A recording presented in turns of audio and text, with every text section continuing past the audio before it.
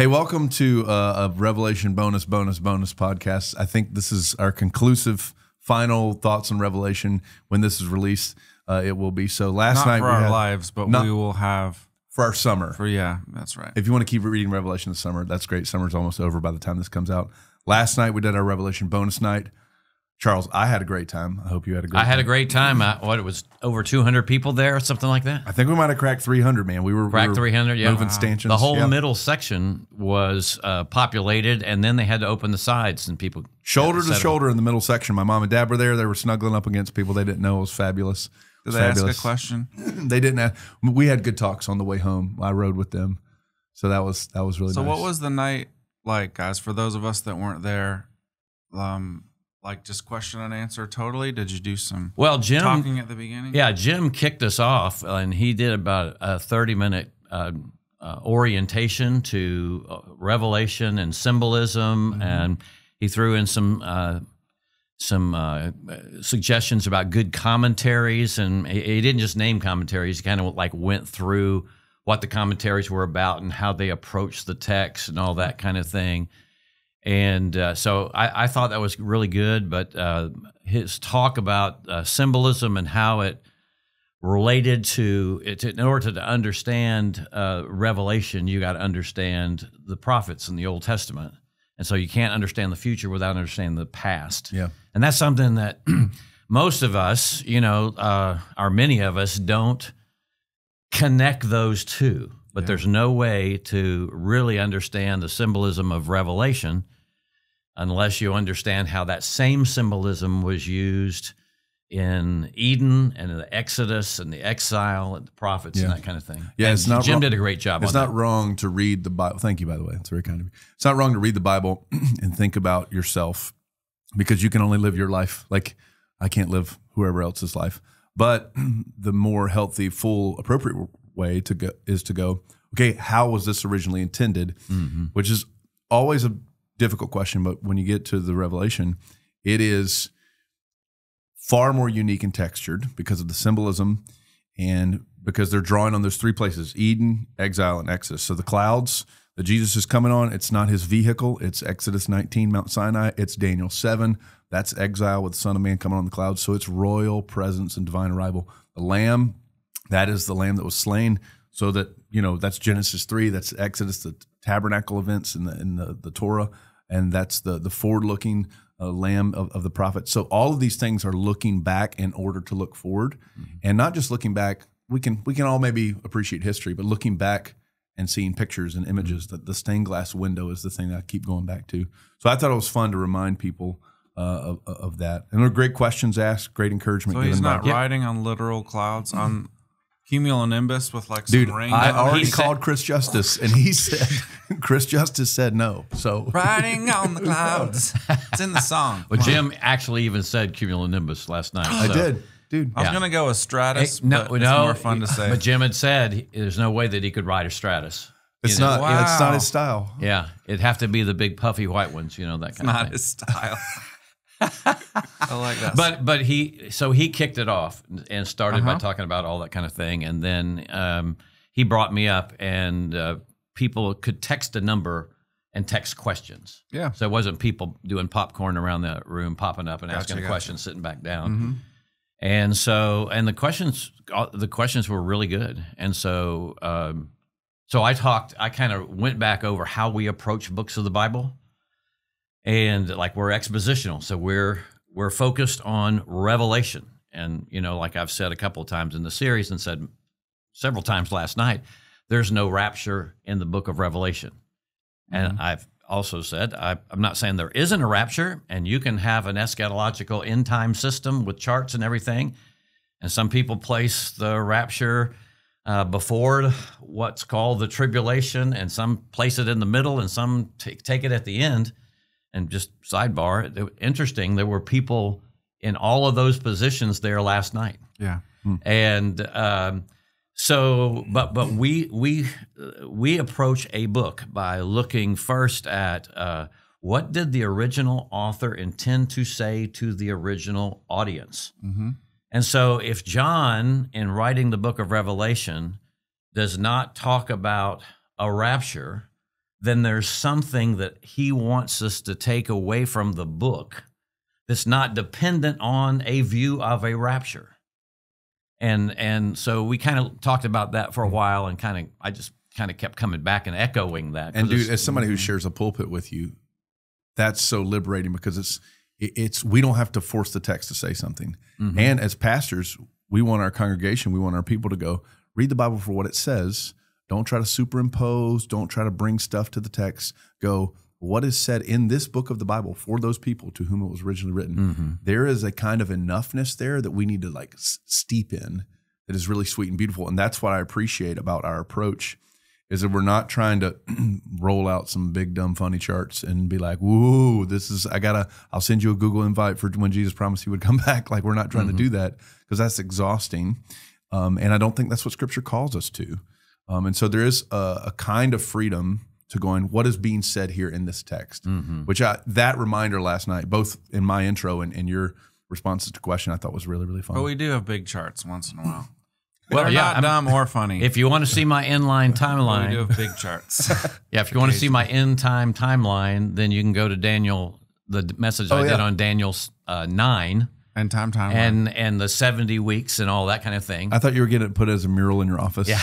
Again, even in that timeline, even though I go through the first 69 weeks and the church age and then to the final age, and I divide the 7 years into 3.5 years, like Daniel talks about. On that chart, there's no rapture there, because Daniel doesn't talk about a rapture either. Mm-hmm. Now, there are verses, 1 Thessalonians 4, 1 Corinthians 15, the rapture is talked about. He'll give you all your rapture questions when we do 1st and 2nd Thessalonians. Yeah. I may have a better understanding of my own beliefs when I preach through 1st and 2nd.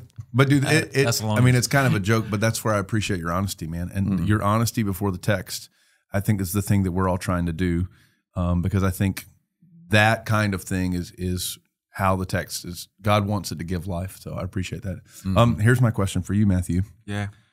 What's something, just for you personally, that has been a win in our Revelation series? Something where you've been like, never thought about that. I love that. That's a good take. Well, never thought about that is a lot of it. All of it. Never thought about that. I can't really The demons in the pit that Densky talked about. Never thought about that. Yeah, I can't address that one so much. But I do appreciate what you guys were just talking about, the emphasis that like our end times views, I think we should hold probably really loosely. And it's thankfully not something that our church is like built on. Like, we have a variety of views in the in the seats. So I think my favorite just thread throughout it is like our call to persevere and our call to hold fast is based on Jesus being triumphant and on the throne. And so I think we've been pulling that out of several spots. Yeah. And just in the middle of all the imagery, just like, okay, notice that Babylon is this system of whatever, system of government and world and culture. And that's what you're in. You're in right now. Don't forget it.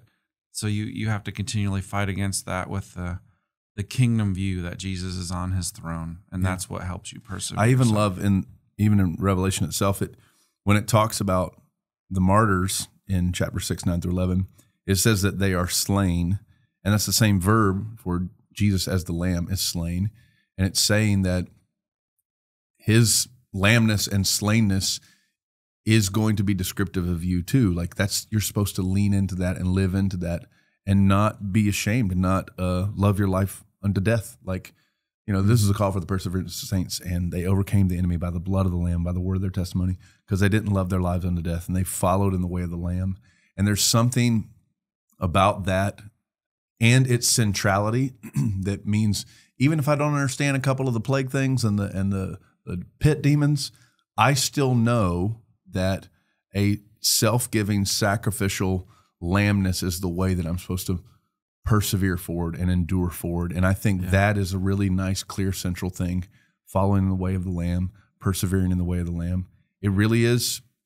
I don't think we're reading it into the text. It really is there. Like, John just stops the discussion of the beasts in chapter 13 and goes, this is a call for the perseverance of the saints. He does it again in 14.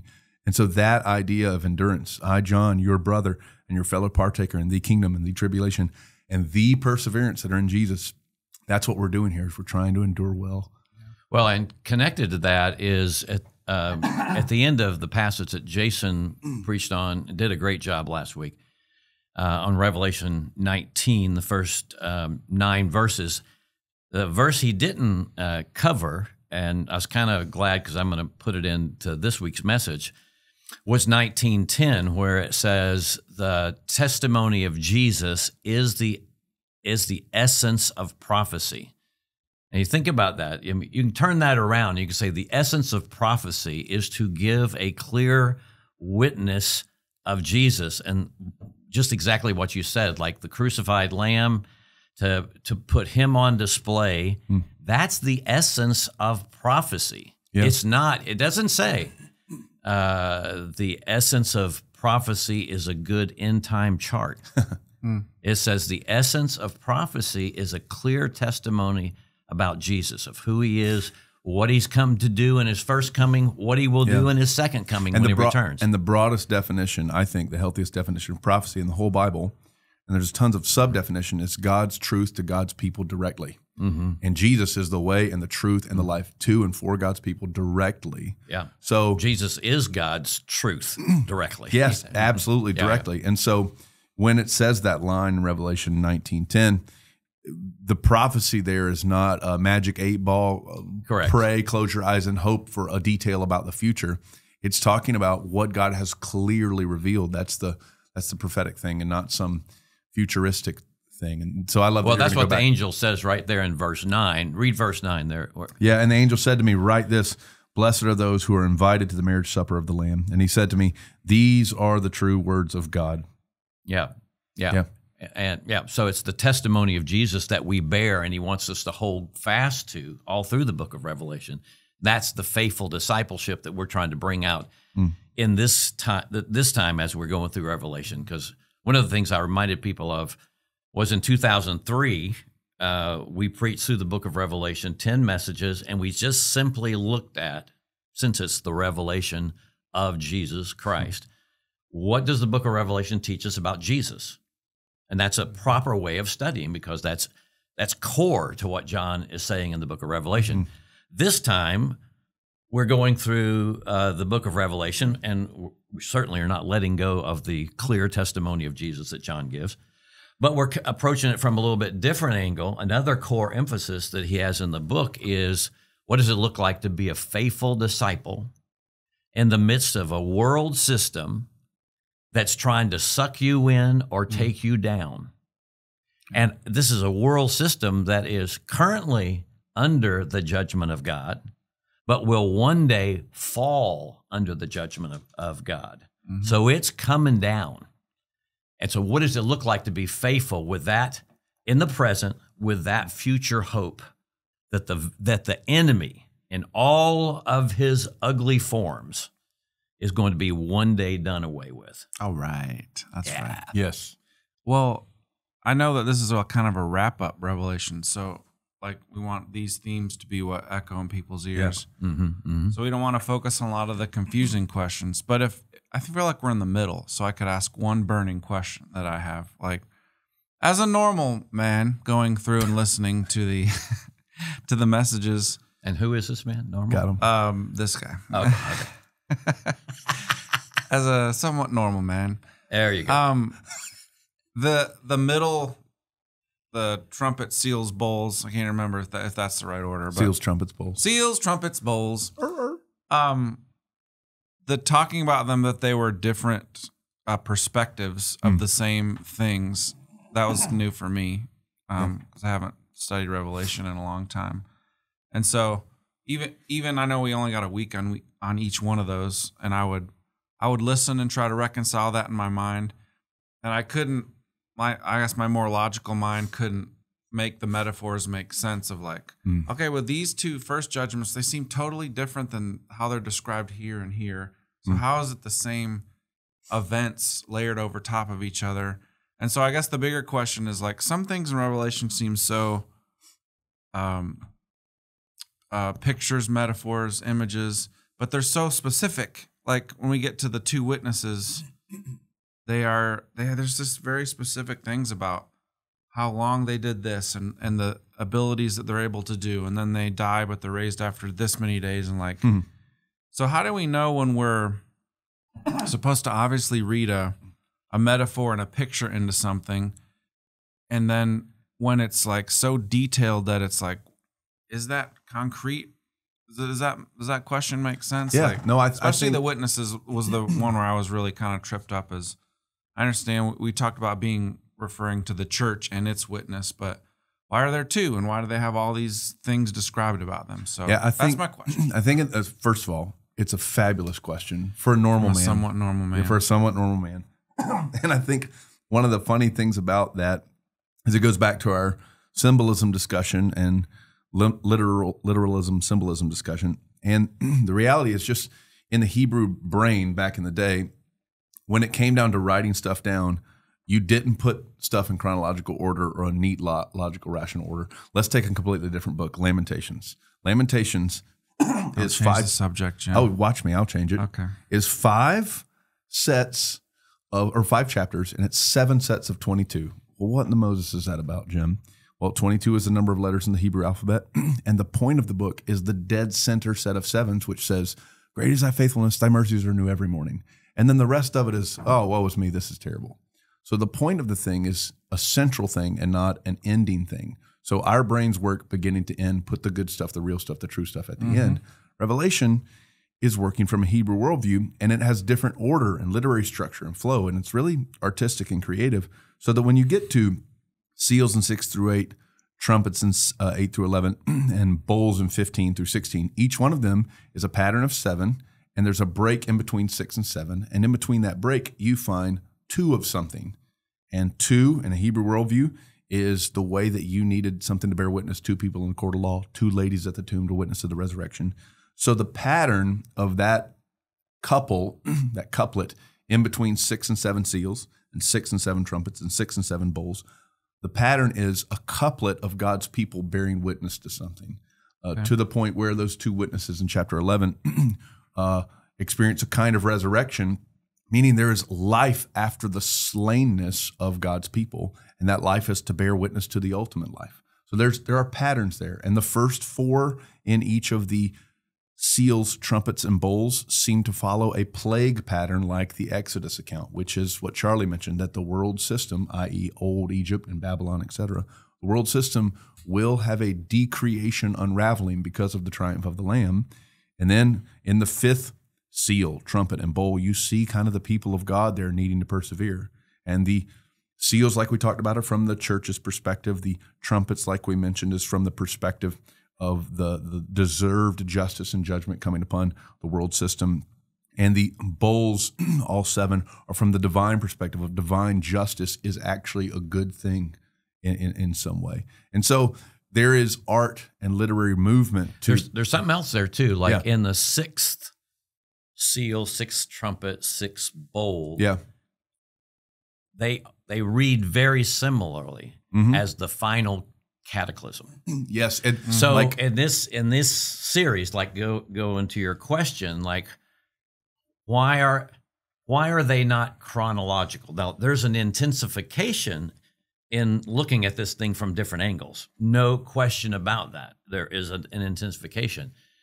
But if it was chronological, why would each set of 7s end with the final cataclysm? Cataclysm.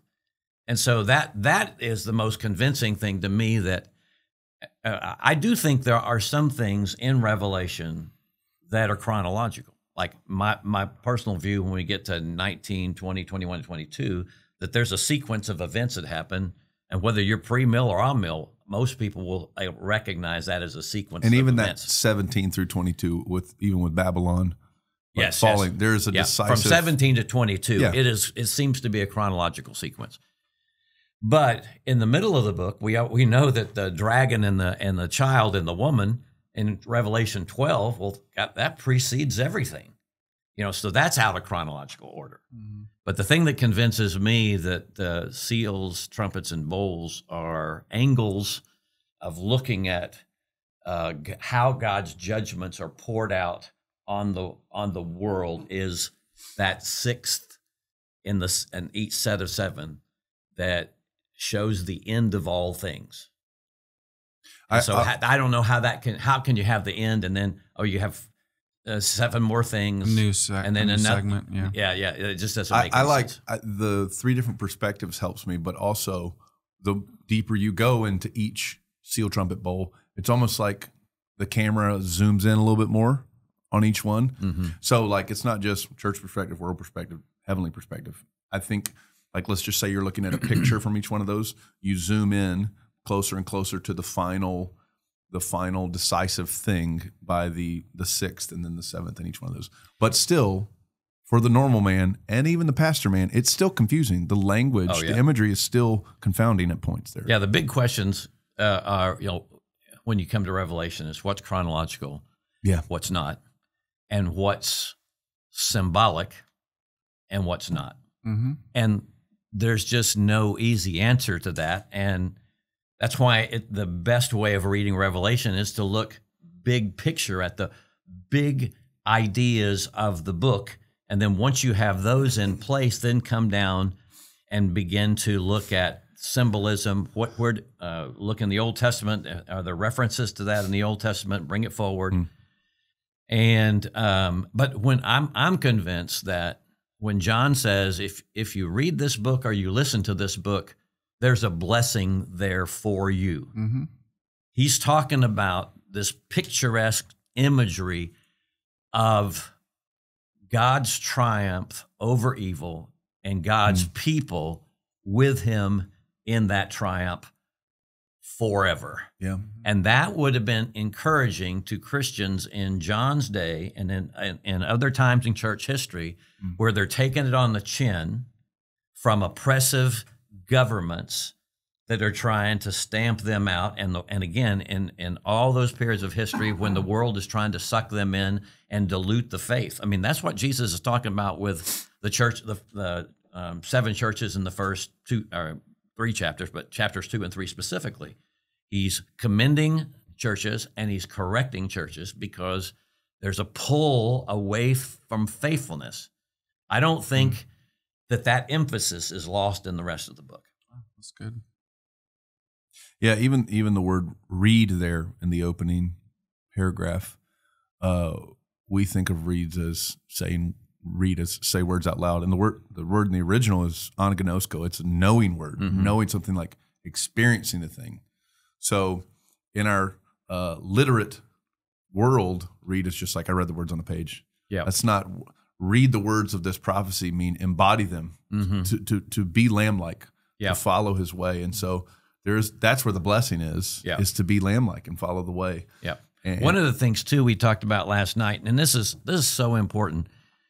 I think the beauty and the brilliance of Revelation written in apocalyptic language, in symbolic language, allows for Christians in whatever time they live in to be able to read Revelation through the specific events of their time. In other words, John wrote in 96 AD, and there had been Nero, and the Christian persecution had begun. And then there was a successive series of Caesars where persecution grew more intense. And Christians living in the first 300 years, there was lots of persecution there. So the question is, had Jesus come back in 221, would the book of Revelation have been fulfilled? And the answer to that, in my mind, is yes. In the 1500s, Martin Luther read Revelation and he saw the Pope as the Antichrist and the Roman Church as the beast. And so he read Revelation through the corrupt religious system of his day. If Jesus came back in 1600, could we say that everything that was imaged in Revelation had been fulfilled. Yes. And so, but again, that's the brilliance of and the beauty of the book. The call to keep your eyes focused on he who is on the throne, the call to follow him faithfully when the world is trying to pull you down or take you out.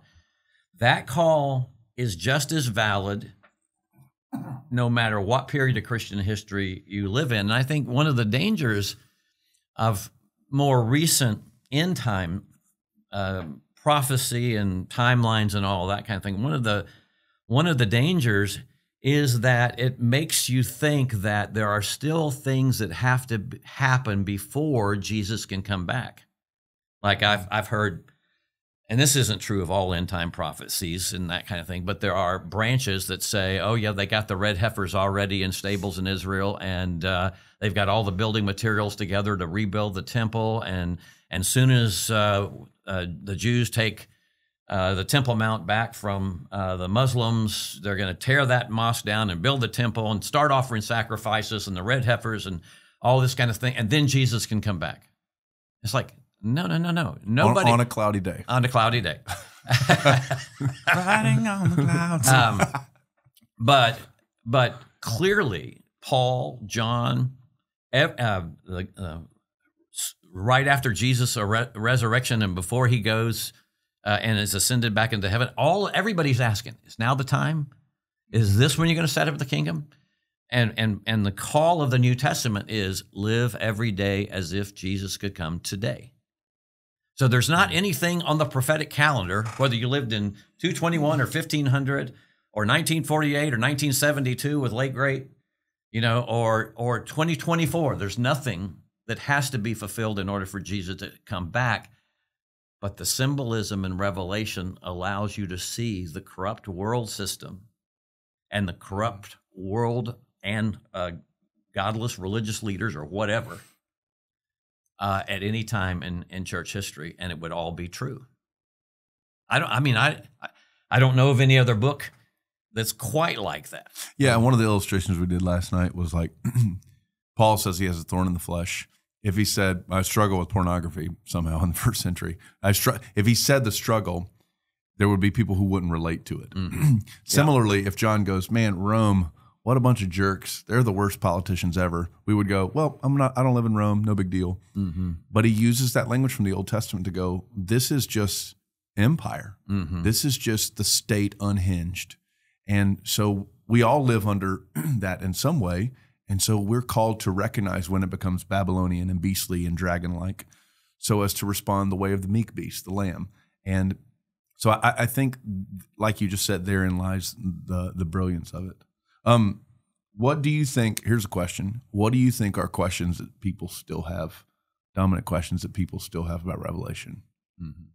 Normal man questions, pastor man questions. Well, one of the things you hit on was